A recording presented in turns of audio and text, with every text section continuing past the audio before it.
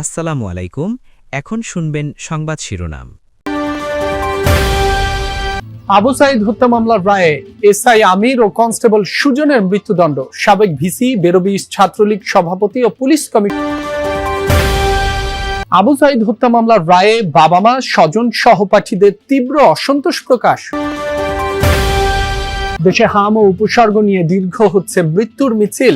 রাজশাহী, বরিশাল সহ 5 জেলায় প্রাণ গেছে আরো 10 শিশুর।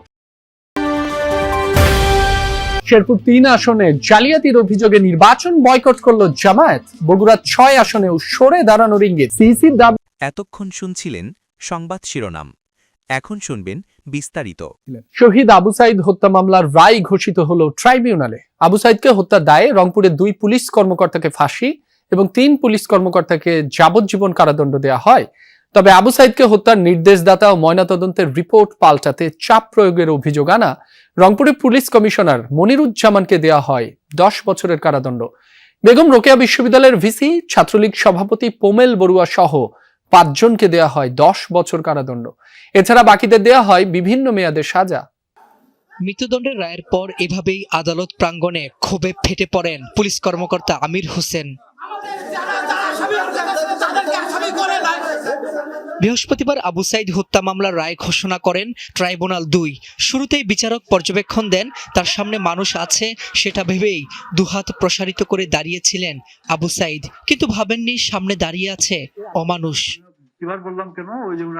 বেলা 12টার পর এজলাসে 6 আসামির উপস্থিতিতে সাজা ঘোষণা করা হয়, যা বাংলাদেশ টেলিভিশনের মাধ্যমে সরাসরি সম্প্রচার করা হয়।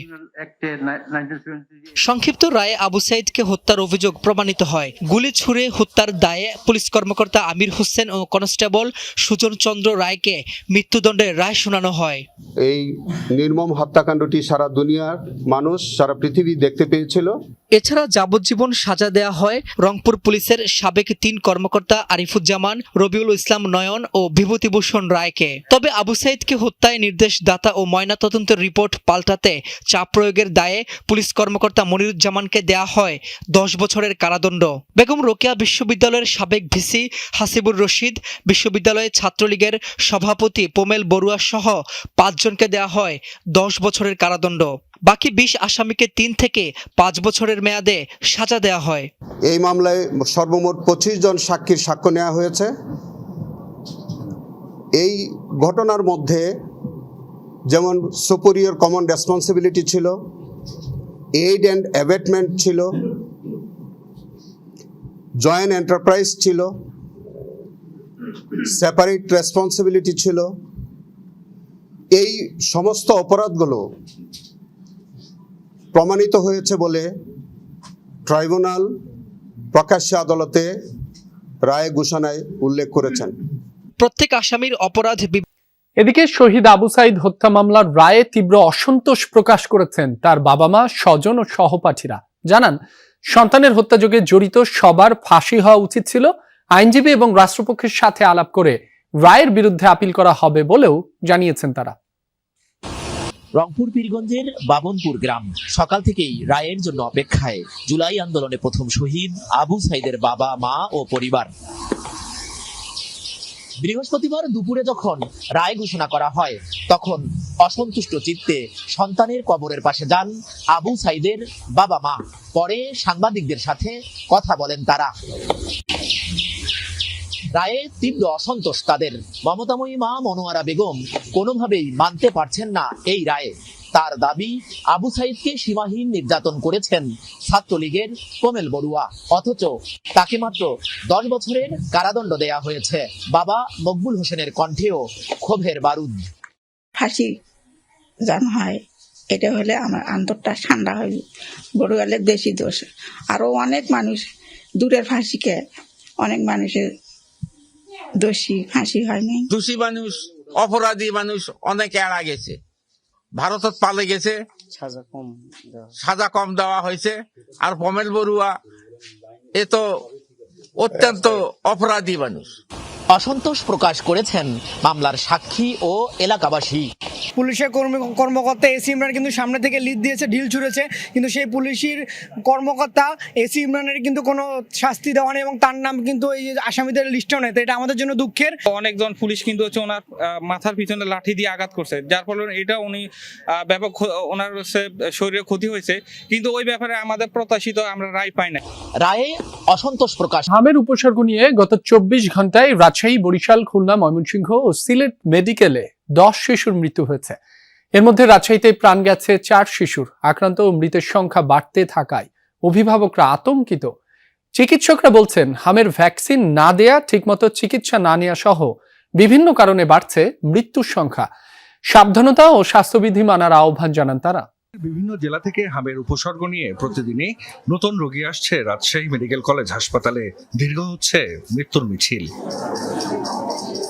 হাসপাতাল কর্তৃপক্ষ জানায়, বুধবার সকাল 8টা থেকে বৃহস্পতিবার সকাল 8টা পর্যন্ত হামের উপসর্গ নিয়ে মারা গেছে আরো 4 শিশু।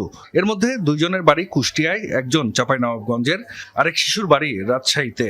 গত জানুয়ারি থেকে এ পর্যন্ত রাজশাহীর বিভিন্ন হাসপাতালে প্রাণ গেল 60 জনের। তাতে বিপর্যস্ত সন্তানহারা পরিবারগুলো। ময়মনসিংহ বিভাগেও বাড়ছে প্রাণহানি। বৃহস্পতিবার সকাল 9টা পর্যন্ত আগের 24 ঘন্টায় ময়মনসিংহ মেডিকেলে হামের উপসর্গ নিয়ে মারা গেছে 2 শিশু।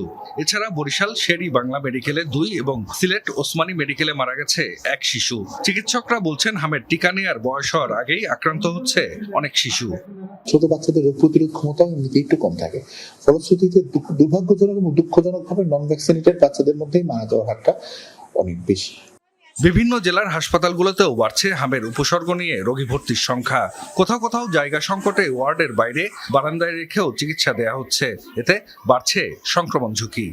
হাসপাতালে অনেক তো হচ্ছে গ্যাঞ্জাম, মানে বাচ্চা জায়গা পাওয়া যাচ্ছে না, খুবই কষ্টকর ব্যাপারে। জ্বর ঠান্ডা নিয়ে আসছিলাম, জ্বর ঠান্ডাতে চিকিৎসা হচ্ছে, এখন রক্ত সব পরীক্ষা করেছি, তো এই রক্ত চিকিৎসাটা চলছে। এখন ডাক্তার আমাদেরকে শিওর দিল যে এটা শেরপুর 3 আসনের চলমান নির্বাচনে নানা অনিয়মের অভিযোগ তুলে ভোট বর্জনের ঘোষণা দেন জামায়াতের প্রার্থী মাসুদুর রহমান। শেরপুর 3 আসনের চলমান নির্বাচনে নানা অনিয়মের অভিযোগ তুলে ভোট বর্জনের ঘোষণা দেন জামায়াতের প্রার্থী মাসুদুর রহমান। বিকেলে এক সংবাদ সম্মেলনে এই সিদ্ধান্তের কথা জানান তিনি। এর আগে শ্রীবর্দী সরকারি কলেজ কেন্দ্রে পুলিশের সঙ্গে ধাওয়া পাল্টা ধাওয়ায় এক পুলিশ সদস্য সহ 3 জন আহত হন। জামায়াতের অভিযোগ ছিল, এজেন্টদের বের করে দেয়া হচ্ছে। অনিয়মের প্রতিবাদ করায় জামায়াত নেতাদের ওপর হামলা করা হয়। সেটি দেখেও নীরব ভূমিকা পালন করছিল প্রশাসনিক কর্মকর্তারা। নির্বাচিত সরকারের আমলের প্রথম নির্বাচনেই যদি এমন চিত্র হয়, তাহলে স্থানীয় নির্বাচন কিভাবে হবে, এমন প্রশ্ন করেন তিনি। শেরপুর 3 আসনে বিকাল 4:30টায় শেষ হয় ভোট গ্রহণ। 12 ফেব্রুয়ারি জাতীয় নির্বাচনের আগে জামায়াত প্রার্থী নুরুজ্জামান বাদলের মৃত্যুতে এই আসনে নির্বাচন